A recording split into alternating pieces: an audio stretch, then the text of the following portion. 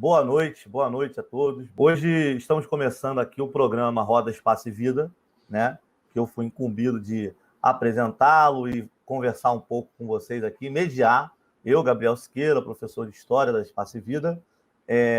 Aqui ao meu lado, professor Vinícius Ferreira, geógrafo, vai se boa noite. Também, né? E hoje nós estamos estreando com uma pessoa muito importante, muito querida, né? E amiga nossa da Espaço e Vida e de longa data, professora da UERJ, a professora Heloísa, que atualmente é diretora do Instituto Multidisciplinar de Formação Humana com Tecnologias. O tema do programa de hoje é educação em tempos de quarentena. A gente está falando sobre educação e mediação tecnológica nos tempos de quarentena. O ser humano, ele é o ser humano das mediações. O homem se relaciona com a natureza e com o conhecimento através de mediações. Ele fez mediações através da invenção da roda, através da invenção da escrita, através da utilização de ferramentas, né? E a questão das tecnologias de informação e comunicação são ferramentas muito sofisticadas, criadas pelo homem, e tem o uso que o homem determina. Pode ser um ótimo uso, pode ser um péssimo uso, mas a coisa fica situada assim. AVA é uma outra coisa. AVA é ambiente virtual de aprendizagem. Eu nem chamo de AVA, eu chamo de AVA. Ambiente virtual de ensino e aprendizagem. Ele é um espaço virtual em que você tem a possibilidade de replicar algumas coisas que acontecem na sala de aula. Bom, em primeiro lugar, eu acho que a gente tem que estar preocupado em sair da pandemia vivo, né? Essa preocupação ela é imediata, porque hoje em dia eu não tenho a menor ideia do que vai acontecer, nem quando vai acabar, nem o que vai acontecer depois, tá? Bom, mas vai acabar num determinado momento. A gente não vai viver em confinamento, em distanciamento social a vida toda. Isso é impossível. Então, eu acho que, em primeiro lugar, essa coisa de manter um programa de utilização de tecnologias, isso é política pública. E, além das outras tantas políticas públicas que nos estão devendo, a nós cidadãos, essa é uma delas, tá?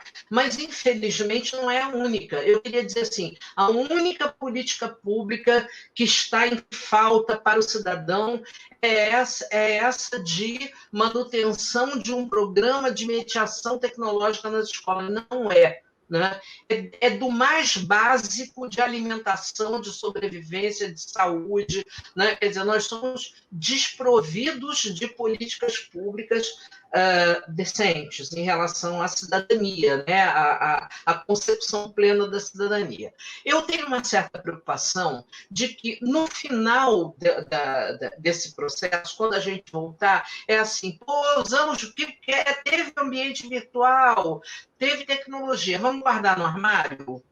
Né? Acabou isso, então agora a gente vai voltar a fazer aquela coisa presencial, só presencial o tempo todo. Tá? Isso me preocupa demais, porque, na realidade, a minha esperança é que nós, professores, possamos descobrir que é uma ferramenta legal e que diminui o teu esforço, e que enriquece a tua aula, e que faz uma aula mais interessante, e que desperta o interesse desses meninos e dessas meninas. Eu espero que isso seja transformado numa utilização progressiva e racional. Bom, outra coisa, em que idade? Não tem idade. Hoje em dia, quando as crianças pequenininhas já pegam o celular e passam imagem e tiram foto e fazem selfie, tá?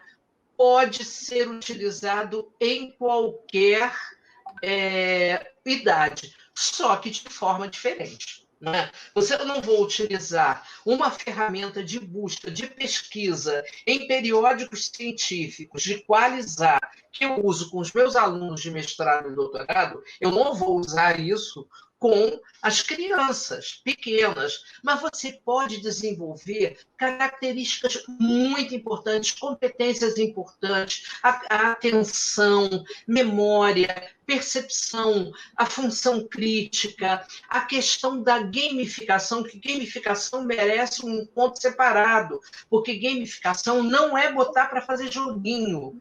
Gamificação é uma estrutura cognitiva que você cria, que é assemelhada do uso de jogos. Tá? Então, em relação a que idade, não tem idade mínima, mas tem formas específicas de utilizar e ferramentalizações diferentes, dependendo da idade.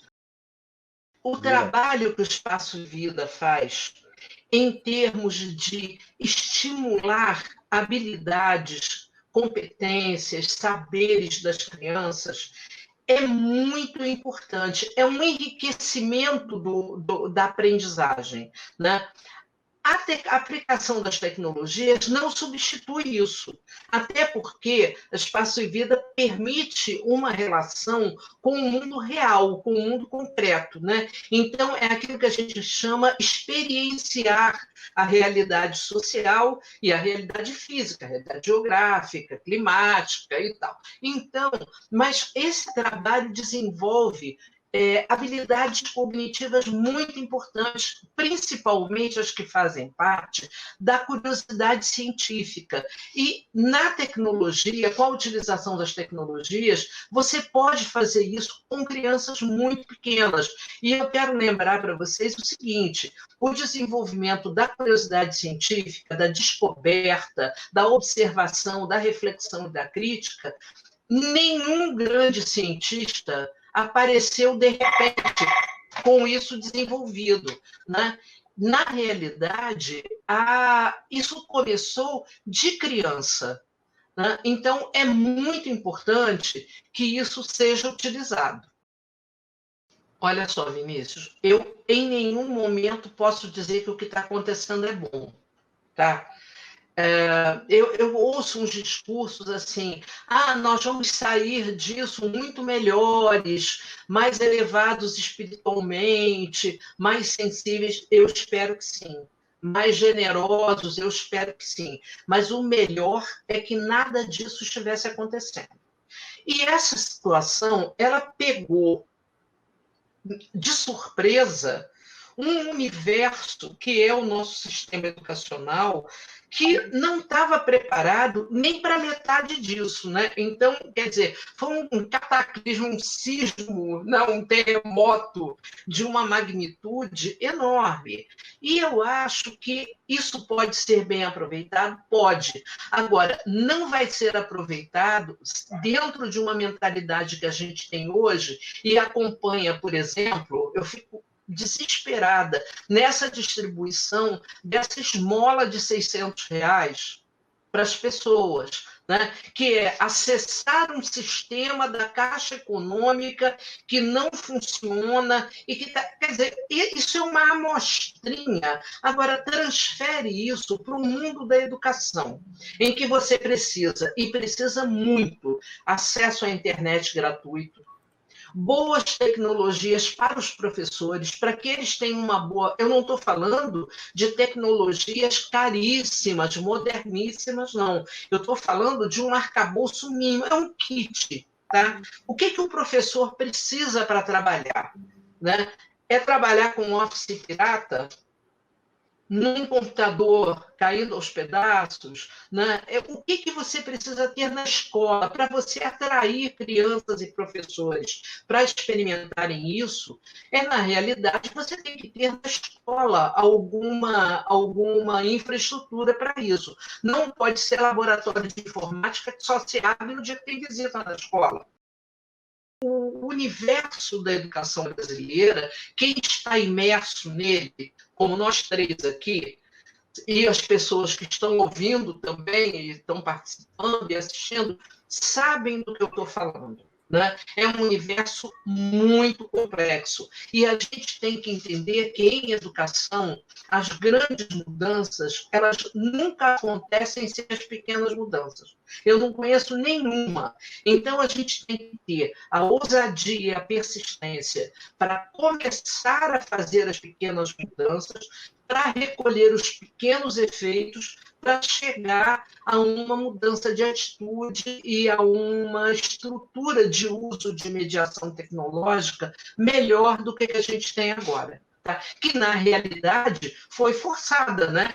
Nos foi imposta a goela abaixo pela questão da pandemia. Ninguém ia tirar os filhos da escola, a não ser quem defende homeschooling, né? Que acha que é muito bom, que é maravilhoso, que os pais podem ensinar os filhos em casa e que isso funciona muito bem, ninguém ia tirar seus filhos da escola e ia botar em casa. Muito menos quem precisa que os filhos comam na escola.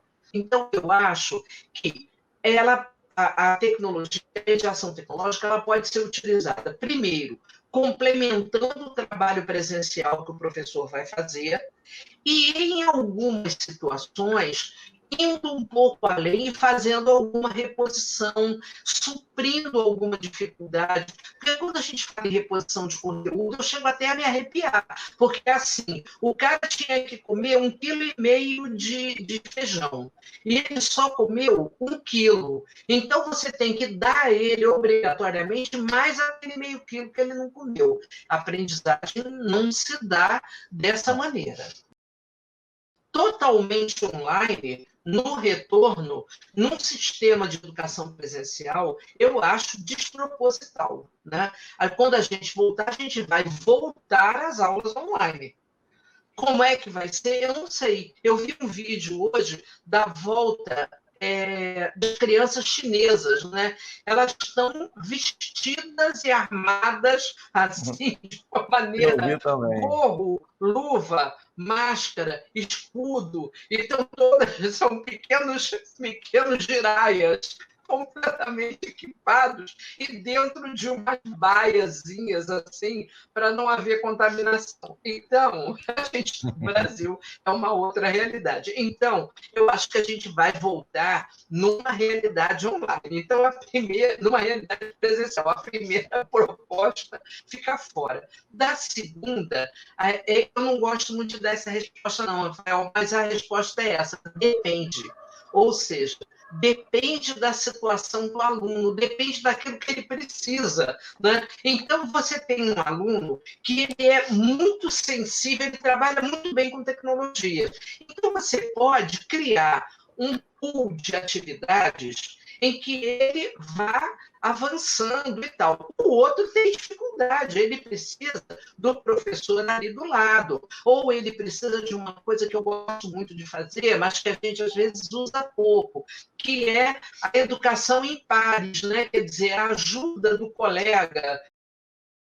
E, para terminar, eu vou recomendar o Boaventura de Souza Santos, publicou um livro agora. Eu não morro de amores por tudo que o Boaventura escreve, mas esse livro tem umas coisas interessantes e ele é um e-book gratuito, você pode acessá-lo sem custo. Ele se chama A Cruel Pedagogia do Vírus. Tá? Foi uma publicação agora, recentésima. Você entra na internet, baixa o livro, e aí façam as críticas de vocês em relação ao que o Boaventura colocou ali. Mas me chamou a atenção o título, né?